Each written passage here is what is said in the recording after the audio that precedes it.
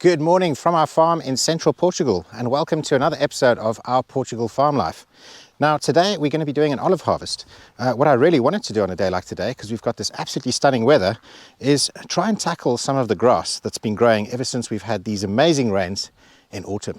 It's getting completely out of hand, and yeah, if the olives weren't the priority today, I'd be in here and I'd be chopping all of this down. Now there are some very beneficial things in here. We've got lots of flowers and things like that. Now I don't know if you noticed, but there don't seem to be any bees on any of these flowers. Whereas I'll show you in a moment on our loquat tree over here, or neighbour, this is absolutely full of them. It's autumn at the moment, and these bees are getting as much food as they can to bring back to the hive for the cold winter before that starts.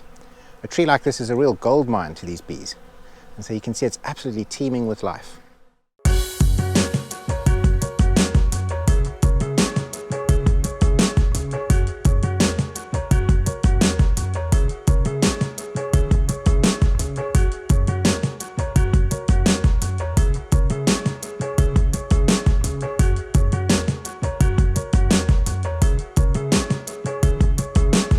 I find it a bit strange that the bees are all over the loquats, but there don't seem to be any on these little yellow flowers. I'm not sure, maybe this is a type of flower that the bees aren't interested. I do know that chamomile, the flowers that we usually get in the wintertime, the bees don't actually take anything from those plants or those flowers. So that's quite interesting. So it makes me feel a little bit better that the bees aren't relying on this stuff and that I can actually cut it back.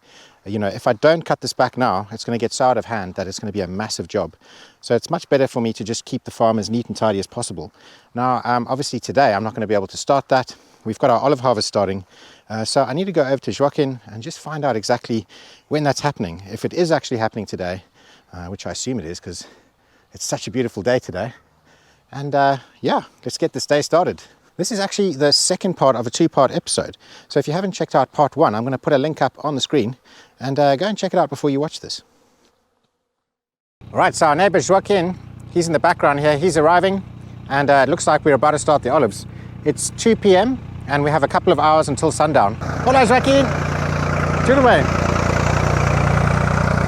So he's brought a very interesting contraption on the back here, and we're going to show you that in a second. So our main olive grove is this whole area over here, and I see Joaquim's just got off his tractor. He's having a look, and there's hardly anything left. Começamos ao fundo para cima. Aqui terminou. So Joaquim's just said that we're going to start in the bottom olive grove, and then we're going to work our way up. But I mean, he was just looking around, and there were so few in the trees. I mean, that one's got a few, that I don't think it's going to take very long, and I also don't think that we're actually going to be able to harvest that much. All right, and we're going to get straight into it. Let's put my bags down. So the first stage of olive harvesting is, obviously you have your olive tree. Yes. You have olives in the olive tree, although in this case there's very few. And then you want to put like a ground sheet down. And that ground sheet's going to catch anything for when you're shaking out the tree. And then Joaquim's built this contraption over here. This is actually the second version of this contraption. It's got a whole bunch of metal poles. And what it's going to do is it's going to encircle the base of the tree and hopefully catch all of the olives. Okay, so let's try and see if I can get this side done. As you can see, it's going around, and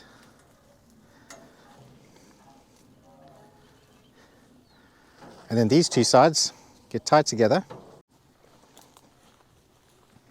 And then here we have a bit of a net going around the tree.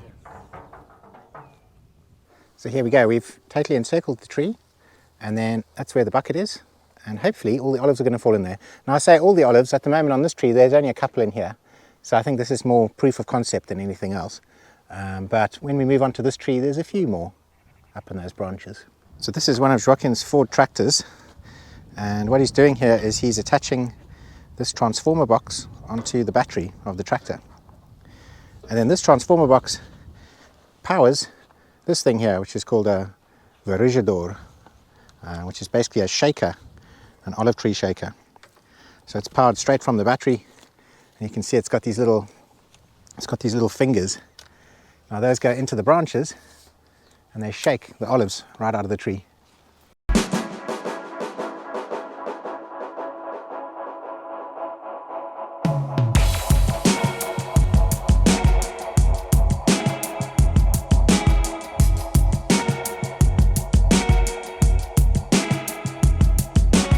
As you can see, shaking the branches and taking those olives out. And then they're falling down here and into the bucket. And while this is going on, Gina's putting down nets for the rest of the trees so that we can just basically hop from tree to tree and hopefully get this done quite quickly.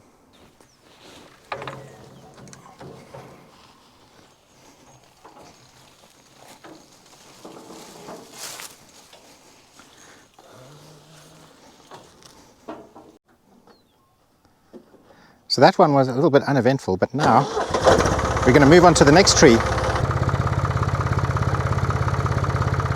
This contraption he's made works pretty well. You can see most of the olives have actually fallen into the bucket, and there's a couple that we're going to push into the bucket now. See, we've got a whole bunch here.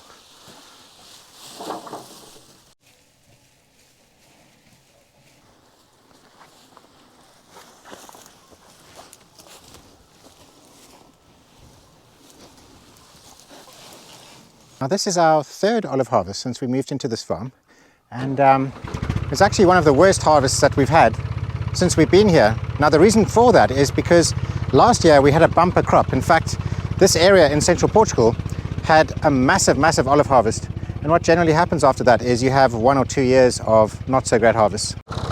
And another reason for it as well is the fact that we haven't pruned these trees in quite a long time, so the trees aren't in great condition. Now when you first prune the trees, the next year you're not going to get that many olives, but after that then you start to produce good olives again. Now these trees haven't been pruned in quite a long time, so they're getting very tall. These ones don't look too bad, but the ones in our main olive grove up in that direction, those are in really bad condition. Now if this is the very first time that you've ever watched one of our videos, this guy in the background is Joaquim, and he's our next door neighbor. He's a sheep dairy farmer, and he's got a whole bunch of land around us that he basically grazes his sheep on. Now when we first bought this farm, he asked us permission to use our land so that he can grow grass for his sheep, and in return he basically helps us with a whole bunch of stuff around the farm. So like for instance, he helps us with the olive harvest. You know, we don't have a tractor, we don't have the olive shaker and stuff like that, and so yeah, it's a really nice arrangement that we have going on. We've got tons of grass. As you've probably seen, our farm is pretty big and we grow tons of stuff here that sheep can eat, and we don't have any sheep ourselves, so it's a pretty good arrangement, and it's been working well for about the last 3 years, and I hope it will continue. So after all of this is done, we're going to have to actually give these a really hard prune, which means that next year is also going to be a bad harvest, and then after that we should start seeing a lot of olives again. Now it's also getting close to winter, and most people have done all of their olives already, and as you can see we've got so many lying on the floor here that, you know, during winds and rain and stuff they had already come down. So that's another reason why the harvest wasn't as big.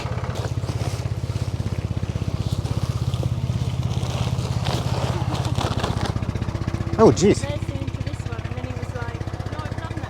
Geez, imagine I would have got crushed. Oh good. Slim pickings. Very slim pickings. Thank goodness we've got tons of oil at home still.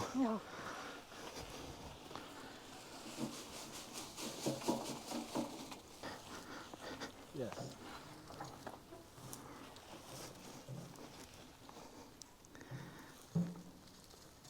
So behind us in this field over here, we also got quite a few olives.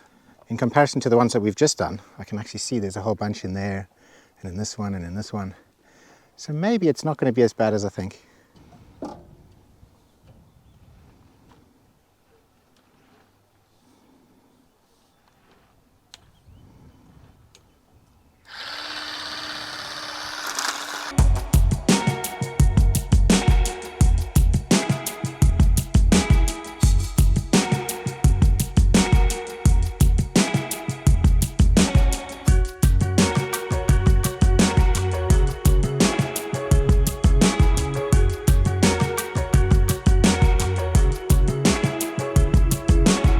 Olive harvesting like this is a lot of work for very minimal reward.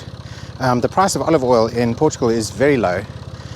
You know, wages are also quite low for manual labor and stuff, but you have to have a very big farm in order to make it profitable.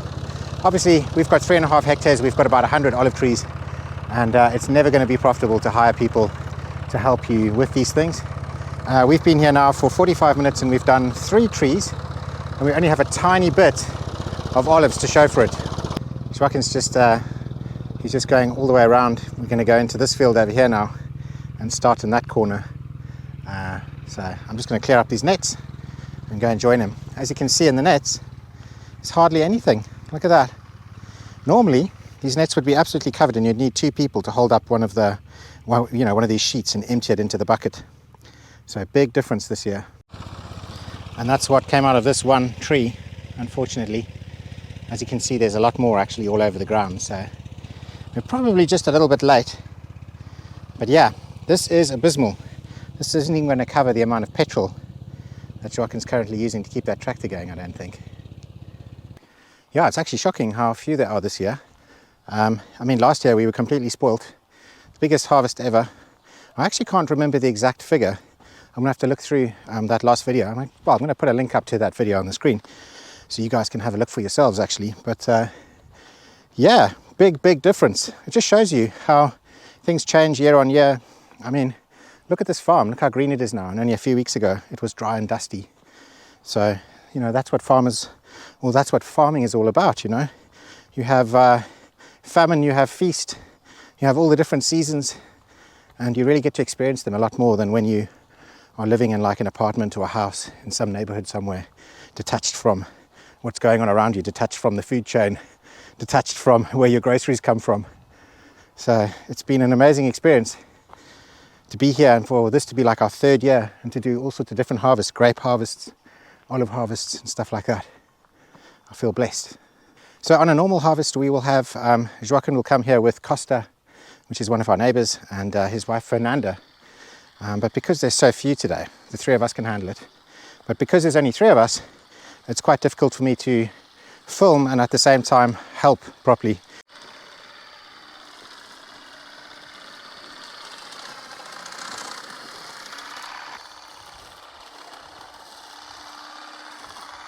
So what do you think, Gina?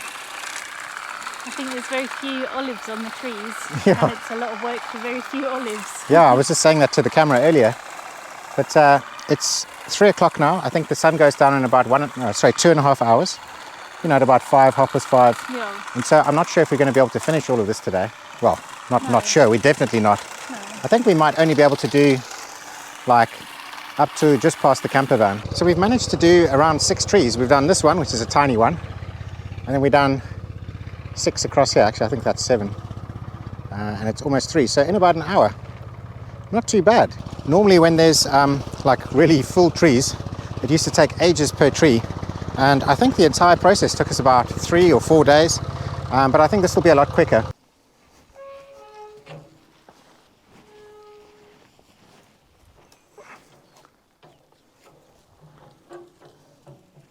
Ah, it worked. Joaquim pensou, Pensou, okay.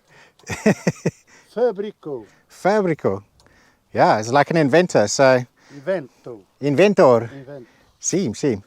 Yeah, he's basically, this is his contraption. And it works pretty cool. You can see here, this is some of the sharp bits at the bottom of the tree that we didn't take down. And now you can see how that gets in the way when you want to put nets around. And also leaves little sharp bits that can tear the nets. Apparently you should pull them off like that rather than cut them off, because if you cut them off, more grow. Apparently. Okay. So I've been told. So if you leave rough edges, then they don't grow as much. So now you may be wondering why I'm not doing any of the olive shaking. And that is because Joaquim is a machine. Every now and then he allows me to grab hold of the shaker and shake some of the olives out. But then I think he gets bored or something like that. And then he just has to grab it out of my hands. Maybe I'm not doing it properly. And yeah, I mean, he's been doing this now for the last couple of weeks over a lot of ground all around here, like between us and our local village. He's maintaining most of the fields there. And so he's been working flat out for a couple of weeks now. Yeah, he just doesn't stop. He is a real workhorse, Joaquim. He loves it. He can't keep still. And you always just see him. He's always out in the fields. He's always doing something. He's always with his tractors. And yeah, hats off to the guy. Using this olive shaker is pretty cool. The only thing is that it does get a little bit, it gets a bit tiring after a while. You're holding a very long pole that's got a bit of weight on the end, on the very end of your shoulders, and your arms are in the air the whole time. So it's kind of like, imagine if you were standing with your arms up above your head for long periods of time, for like the entire day. And imagine the kind of strain that puts on your shoulders and your neck and your back and stuff like that. But the only times that he's ever actually let me use this machine is when he's gone to the press to actually drop off the olives.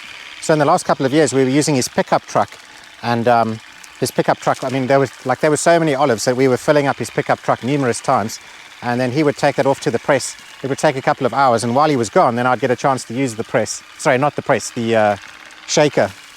But yeah, hats off to the guy.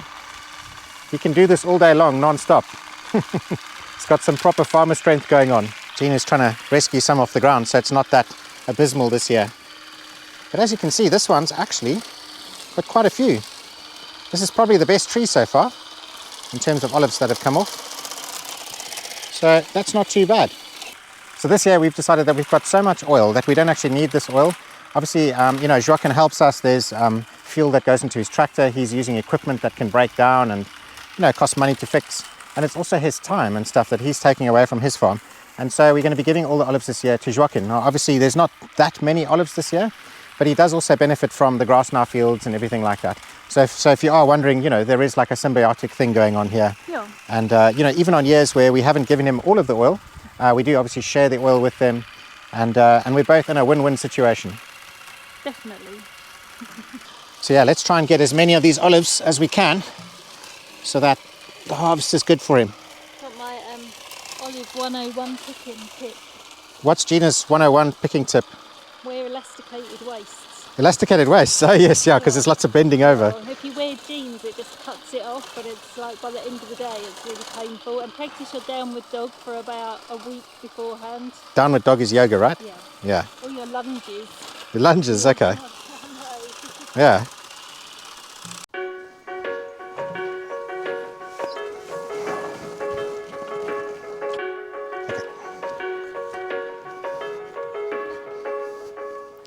Yeah, this is definitely easier than the other years. Easier because we've got fewer olives. Yeah.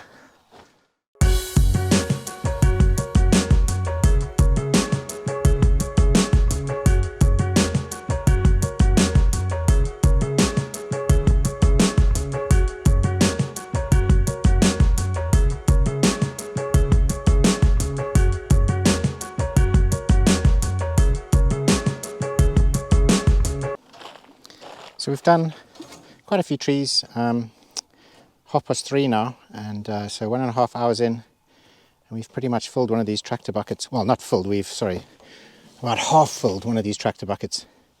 The olives don't look too bad actually. Not as bad as I was thinking it was going to be. And we've done 9 trees out of about 100. So it shouldn't be too bad actually. I'm not sure how many tons one of these buckets holds, but I think it probably could hold a ton, but not of olives. This is actually a very small bucket, I must say. We usually use a lot bigger one, probably about 4 times the size, and then we also use like a pickup truck. So yeah, I'm really not sure how much weight this has got in it.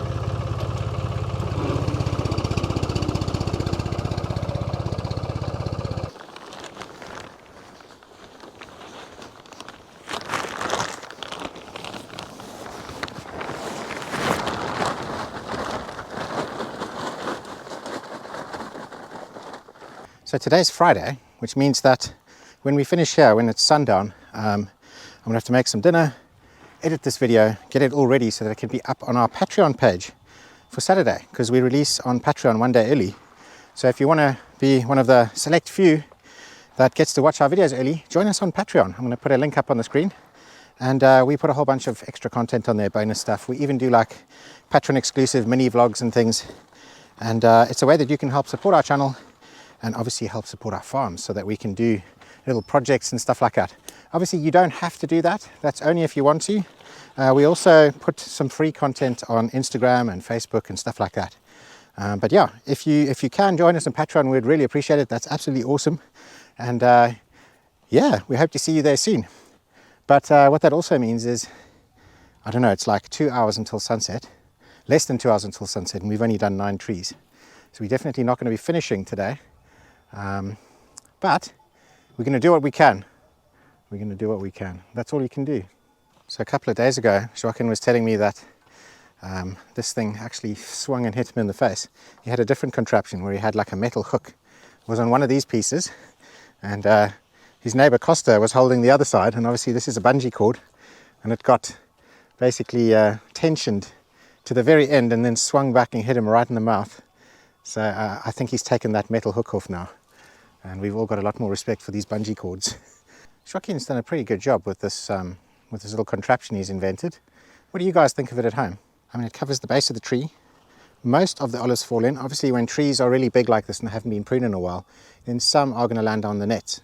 But the majority of the work gets done this way, and it's very easy to maneuver it around with the tractor. And yeah, I think it's pretty cool.